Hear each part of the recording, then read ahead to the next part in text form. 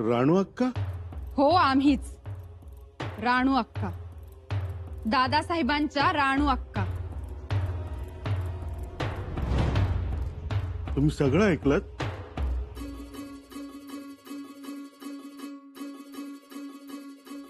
शब्दन शब्द ऐकलाय आम्ही.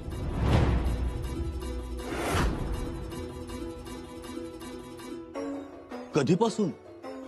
खूप वर्षापासून ऐकतच आहोत. दादासाहेबांना दाढी मिशे फुटल्यापासून ते युवराज झाल्यापासून आम्ही ऐकतच आहोत. अक्का साहेब, का वागता आहात असं? सगळं करून काय मिळणार आहे? आपणच तुळशीत भांगेचं रोप लावायचं आणि मग भांग भांग म्हणून आपणच ओरडा करायचा. हे बरं आहे का अनाजी काका? अक्का साहेब, तुम्ही समर्थन करता आहात युवराजांचं. आम्ही त्यांचं समर्थन का करावं? केलं नसतं तर युवराजांपाठोपाठ दिलेर खानाच्या छावणीत गेला नसतात. तुम्ही तिथे गेलात, राहिलात, युवराजांना पाठीशी घातलं तुम्ही. तुमच्या मनात हा विचार येणं साहजिकच आहे, पण दादासाहेब दिलेर खानाच्या छावणीत गेले ते कंदूर करायला नाही, बिर्याणी भात खाण्यासाठी सुद्धा नाही, ना दिलरुबा ऐकण्यासाठी. ते गेले ते स्वराज्य हितासाठीच. तसं तुम्ही म्हणता. आम्ही म्हणणार कारण आम्ही साक्षीदार आहोत. परंतु युवराजांनी त्या आगीत जावंच कशाला?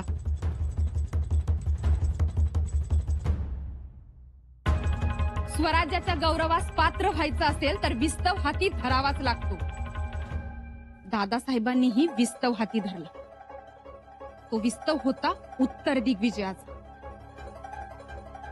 तुम्हा सर्वांना राजकारणाविषयी समजून सांगावं ही परिस्थिती आता नाही. त्यामुळे तुम्ही सर्वांनी समजून घ्यावं. उगाच ऐकीव गोष्टीवर विश्वास ठेवू नका. दादासाहेबांनी मोगलाईत जाऊन काय केलं ते बघा. त्यांनी मोगलाईतील समस्त मराठी सरदारांना स्वराज्यात आणलं. मोगलांचा मातब्बर सरदार मुल्ला अहमद याला ठार केलं. त्या शहजाद्याच्या मनात स्वराज्याविषयी प्रेम निर्माण केलं. तो उद्याचा बादशाह आहे हे अंकित करून घेतलं. या बहादूर खानाच्या नरड्यास तलवार लावली. अथणीत दिलेर खानाशी द्वंद्व केलं. शेकडो आया बहिणींची अब्रू वाचवली. हे एवढं सगळं त्यांनी केलं मोगलाईत जाऊन. तुम्ही काय केलं इथे बसून?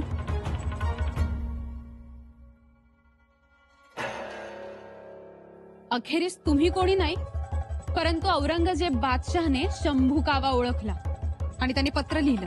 राजियाचा पुत्र पातशाही बुडवण्यास आला आहे. 11 महिने, तब्बल 11 महिन्यानंतर ही एकच गोष्ट औरंगजेब बादशाहच्या लक्षात आली. हे पत्र आलं नसतं तर कदाचित दादासाहेबांनी त्यांचे इच्छित ते करूनच दाखवले असते. आता एक गोष्ट तुम्ही सगळ्यांनी लक्षात घ्यावी. दादासाहेबांचे आणि आबासाहेबांचे भांडण नाही आणि दादासाहेब दिलेर खानासही मिळाले नाहीत. ही गोष्ट शत्रूंसाठी होती, आपल्याच माणसांसाठी नाही.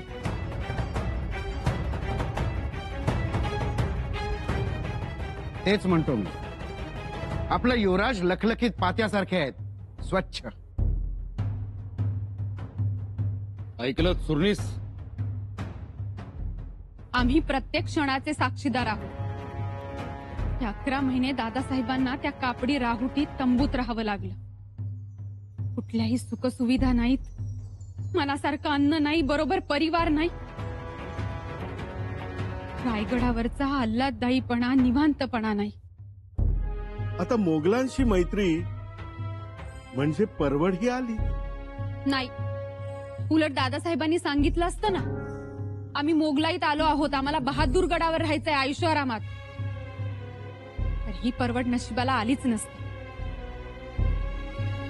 पण तिकडे औरंगजेब बादशाहाला खात्री नव्हती आणि म्हणूनच त्याने दादासाहेबांना भोपाळगडावर पाठवलं. आणि इकडे अफवा पसरली दादासाहेबांनी स्वराज्यावर आक्रमण केल्याची. म्हणजे तीही खेळीच होती? हो, तीही खेळीच होती. मग कशाला खेळ्या करायच्या असल्या? स्वतःचं शेपूट पेटवून घ्यावं लागतं पहिल्यांदा, मगच लंकेला जाळता येतं. इथे सुद्धा तेच राजकारण होतं. पण तुम्ही एवढी मातब्बर मंडळी असून सुद्धा कायम दादासाहेबांच्या उणीवास दाखवत राहिलात.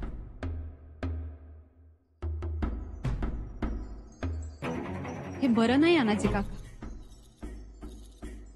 यात सुधारणा व्हावी. एकमेकांकडे विश्वासाने पाहिलं जावं.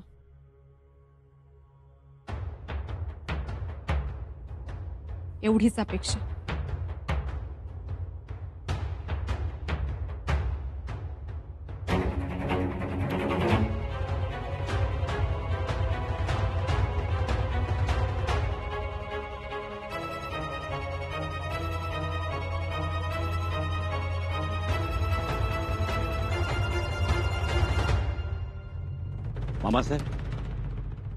मामासाहेब आपण पन्हाळगडावरच जाणार ना?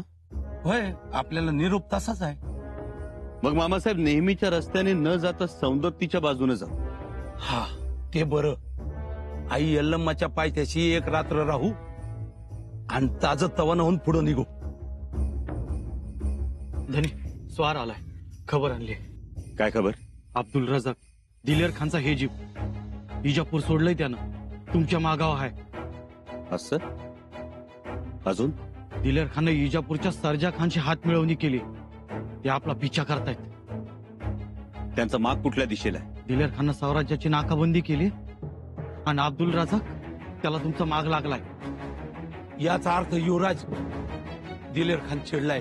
तो आता तुम्हाला शोधण्यासाठी आकाश पाताळ एक करणारच मामासाहेब. कारण दिलेर खानाला आता औरंगजेबाला जाब द्यावा लागणार आहे. होय, आपल्याला लगोलग पन्हाळा गाठाय पाहिजे.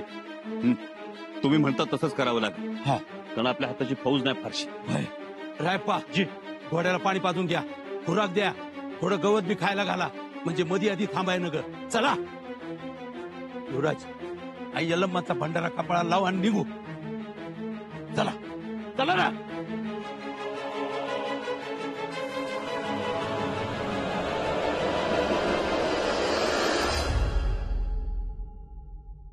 चला येतो आम्ही. मुत्ताशीबाई, अजून काही दिवस राहिले असता तर. आमचा तरी पाय निघतोय का हो? पण आता थांबून नाही चालणार. तिकडे मामांची वाट बघतायत आमची. आत्याबाईंना बघायचंय आम्हाला.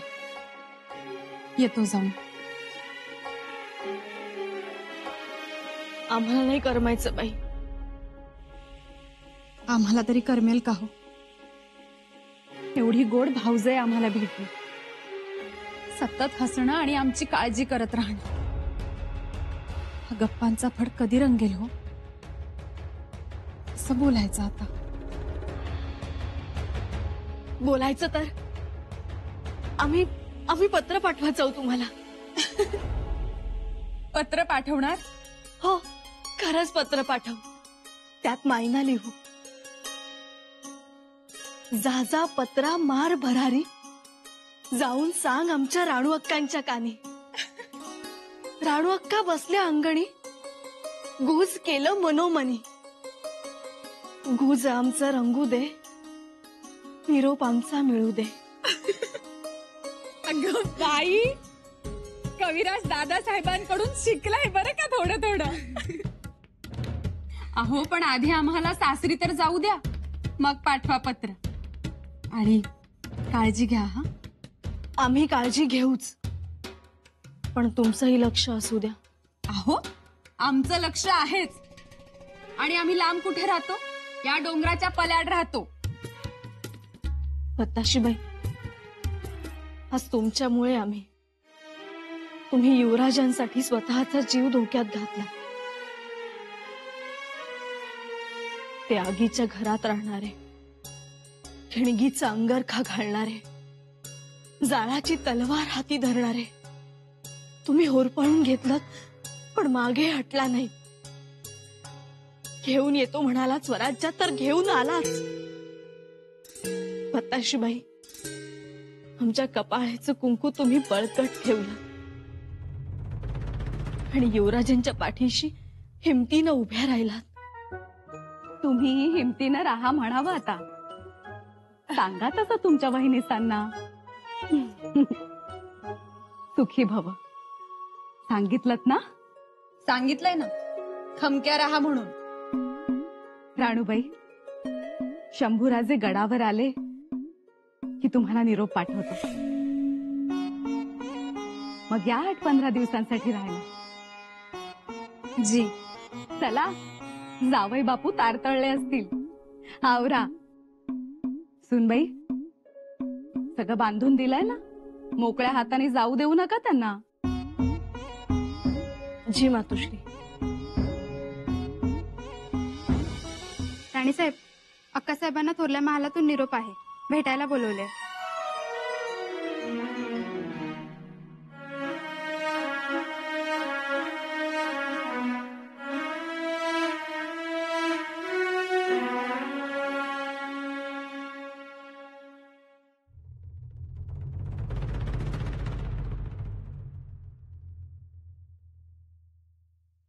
मातोश्री, सुखी भव. सुखाचा संसार करा. तुमचा आशीर्वाद असेल तर तो होईलच. होईलच, पण धावपळ करू नका आणि असं घर सोडून बाहेर राहू नका.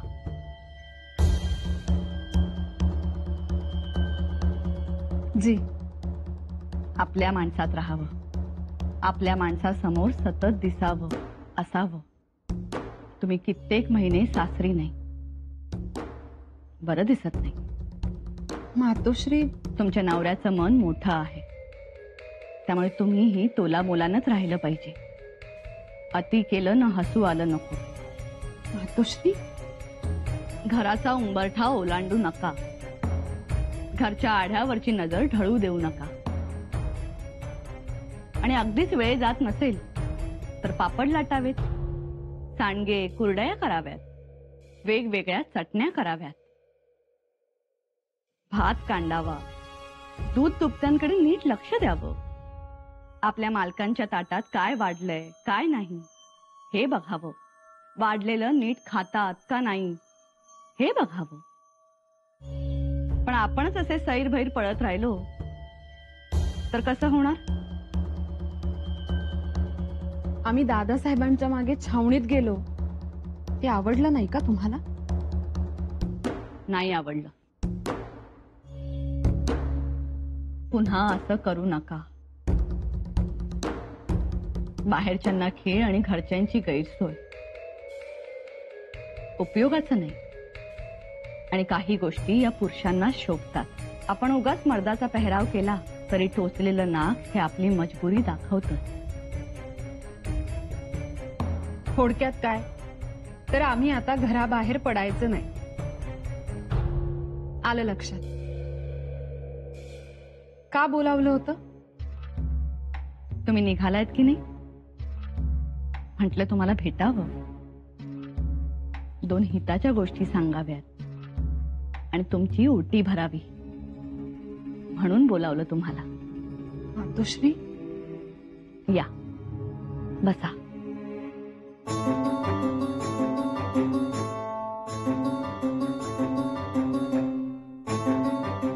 या.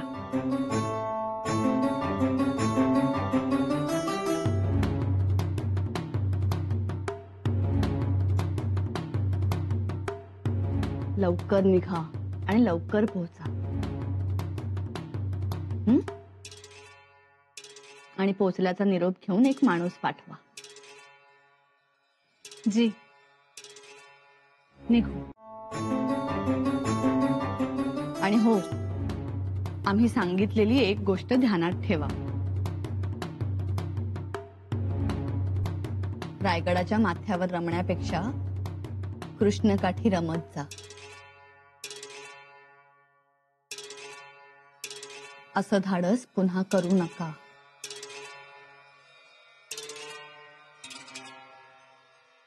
आम्हाला काळजी वाटते. मर्यादेत राहत चला. हुशार गृहिणी संसाराचं रिंगण ओलांडत नसते. रिंगण घालण्यात तर तुम्ही तर बेज आहात मातोश्री.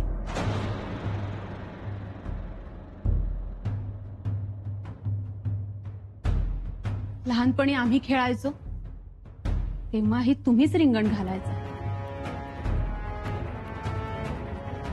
आम्ही रिंगणाबाहेर जाऊ शकत नाही.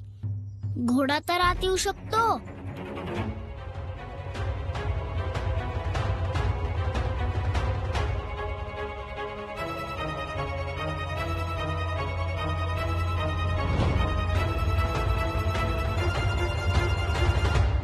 आम्ही तेव्हाही रिंगणाला जुमानलं नाही आणि आताही जुमानत नाही.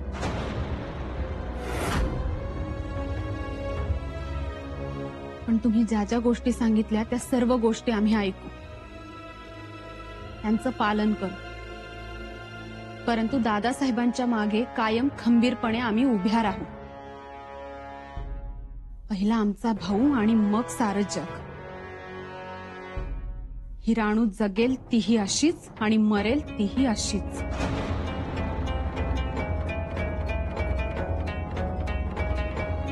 त्यासाठी आम्हाला तुमचा आशीर्वाद पाहिजे.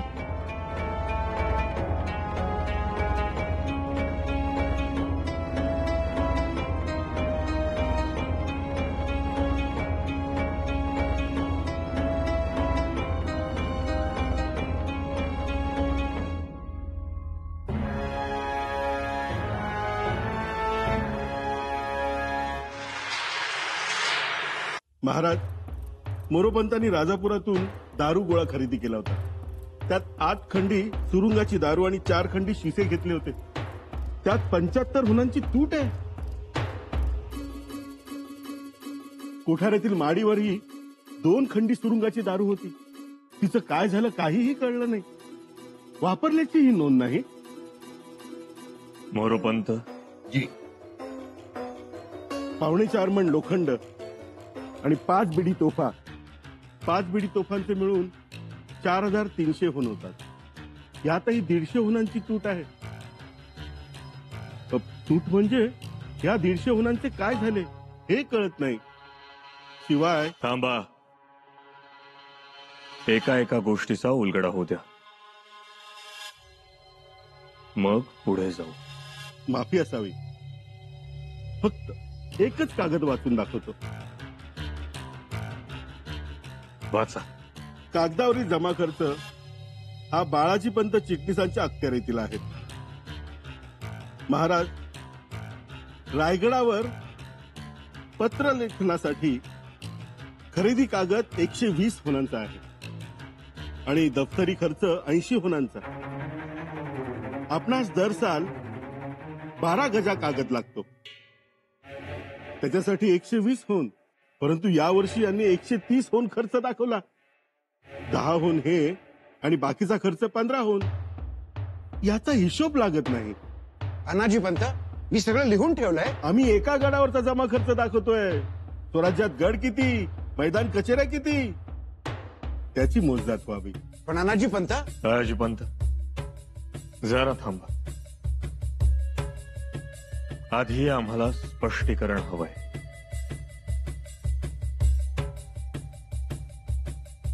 मोरोपंत, आणि स्पष्टीकरण पुराव्यानुसार द्यावे.